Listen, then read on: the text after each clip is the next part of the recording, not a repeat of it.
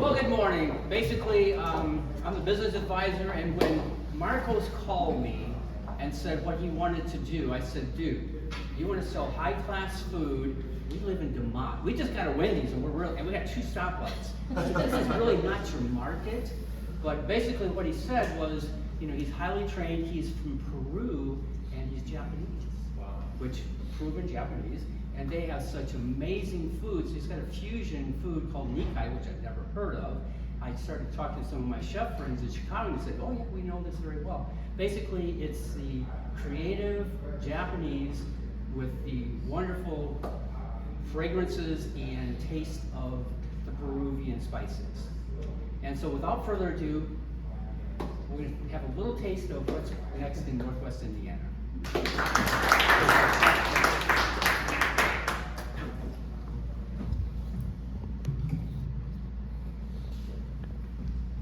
Good morning, everyone. My name is Marcos Hori, and I'm the founder of Megumi, bringing food to Northwest Indiana.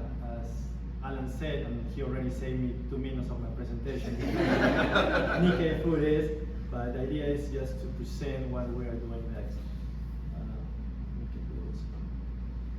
By the way, I feel much better behind the screen, so I can read my notes and just hide my nerves.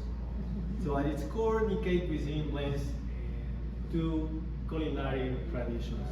My grandparents were among the first immigrants, Japanese immigrants, who moved to Peru in the 1920s.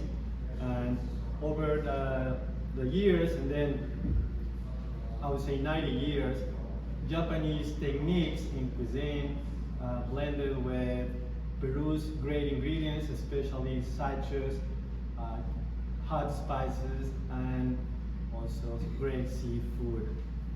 Peruvian cuisine brings bold flavors, and as I said, Japanese bring the elegance, the balance, and maybe you are more familiar with the umami, the sashimi, and the raw preparation. Together they create dishes that are fresh, vibrant, and very flavorful. Today, Nikkei cuisine is celebrated, is very famous in cities like Lima, Buenos Aires, Rio, Sao Paulo, in Europe, mainly in Paris, Madrid, Lisbon, even in Asia as well, in Japan, in China. Here in the States, it's very famous in LA, New York, Boston, even Chicago. They just opened 2 restaurants in Chicago. One is called Osaka. And also here, I think south in Indianapolis, there's a small restaurant. But here in Northwest Indiana, I think that Nikkei food is almost unknown. That's why we are here today. I mean, Megumi aims to bring that great food to Northwest Indiana. Consumers today want 2 things.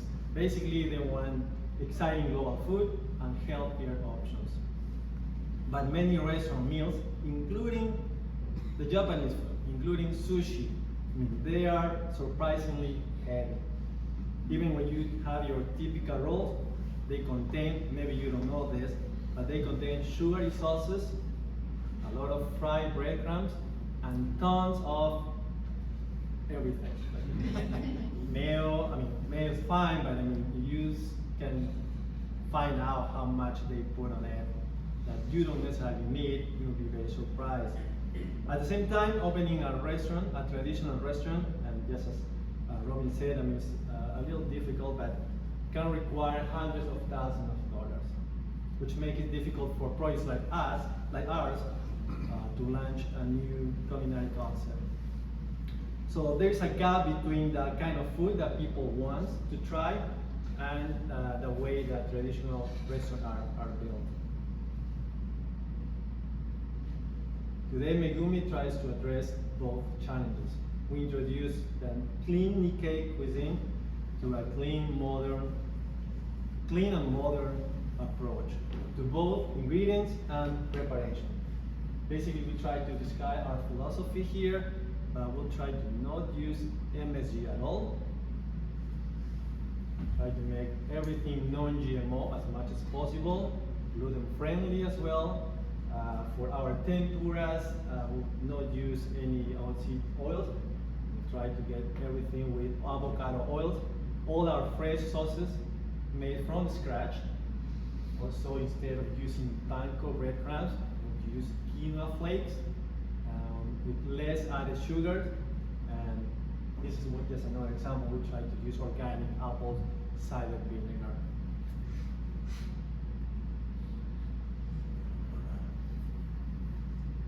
Oh, I'm sorry, I forgot to mention about this too. The idea with all of these ingredients is to bring this in a delivery first concept, which I'll explain in the next few slides. Just to give you an idea of how what our menu looks like, we have our signature Nikkei rolls, like our quinoa crust Inca maki. We introduced two very traditional Peruvian dishes. One is called ceviche or ceviche clásico, and then the tiradito limeño. Both are basically either salmon or tuna, or even mahi cured with lime juice. Our famous leche de tigre with some ají or hot peppers. We also have a couple of new rolls or maki rolls called parrillero. But I'll give you more of this later, maybe in the Q&A. But so you have an idea of what our menu looks like. Our concept is very, very simple. We'll try to launch with a lean delivery first model, as I said.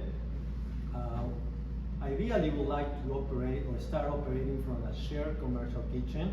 As Robin said, it's very hard to find ghost kitchens or dark kitchens. I found one here in Valpo, but hopefully, we can get more options in the near future. But if we start from there, it will be basically delivery first, which allows us to start quickly and to keep the startup cost low. Customer can order from their favorite delivery apps, the DoorDash, Uber, and so on, and then we deliver our product. And then as the brand grows, we plan to expand either to catering or pop-ups or local events. So these approaches, I said, allow us to first test the concept, learn from customers, and then grow sustainably.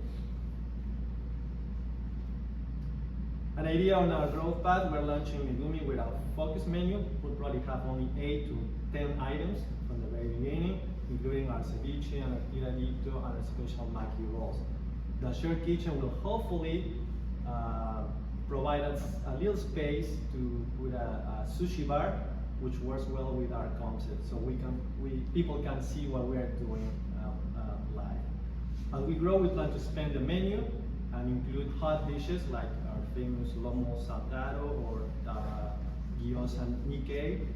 And we also see a strong potential for a food truck presence or a trailer, and the participation also in local events, farmer market, any festival across Northwest Indiana. Just to give you a snapshot of the market opportunity, you'll know probably was right before or during COVID that everything started. The food delivery is approaching 100 billion annually. Delivery apps are all over the place. But here in Indiana, Northwest Indiana, there's an undeserved cuisine like the Peruvian-Japanese fusion. We see a strong local customer base. We're in Northwest Indiana. We have very good colleges and universities, international students as well, diverse workforce. And I don't know if this is good or bad, the proximity to Chicago, which can give you more a good audience.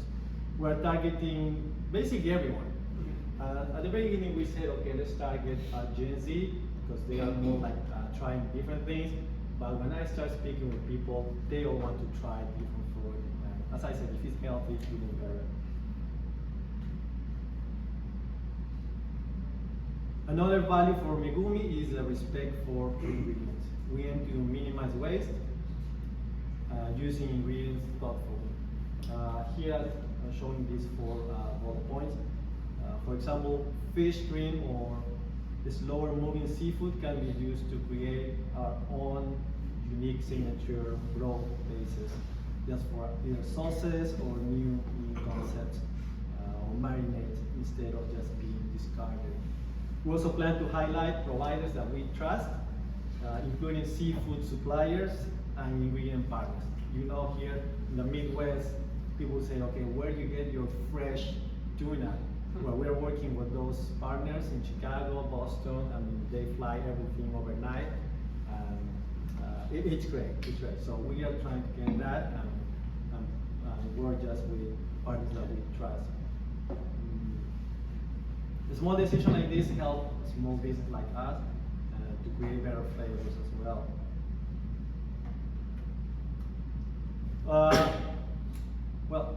Okay, this is a nice picture. My wife is here with this on the table. I can tell you a little bit of my story. I don't know how much time I have. Yeah, you've been at 10 minutes right now. Okay. Food has actually been a passion of mine since I was a kid, and when I was a teenager, after working alongside my father in family restaurants, like we had like 7 different restaurants across Lima. Actually, my father encouraged me to become a chef. So he had me start learning Japanese. I mean, by the way, I speak Spanish. I was born in Peru, but even my family, they speak in Japanese, but not to our generation. So I started learning Japanese so I could go to Japan and become a chef. Well, you know, at that time I chose a different professional path, but the passion for food never went away. Over the years, I built a career in business, in finance, in marketing. Just like Robin, I spent over 30 years in corporate. The last 4 years, I've been working by myself, self-employed. Came back with my wife and my family from Madrid, Spain. But again, the passion for food never went away, as I said. And that passion brought me back to the culinary side. I recently trained with a former creative chef in Lima from Maido. Maido, you can Google, is the world's best restaurant right now. It's based on Nikkei food. You Google as well, in the top 20 restaurants, there's 4 Peruvian Japanese restaurants. So basically that's what we're trying to do. And then basically my wife, Miluska, she also brings expertise. She's a food technology scientist. She's worked with companies like Nestle and Ajinomoto.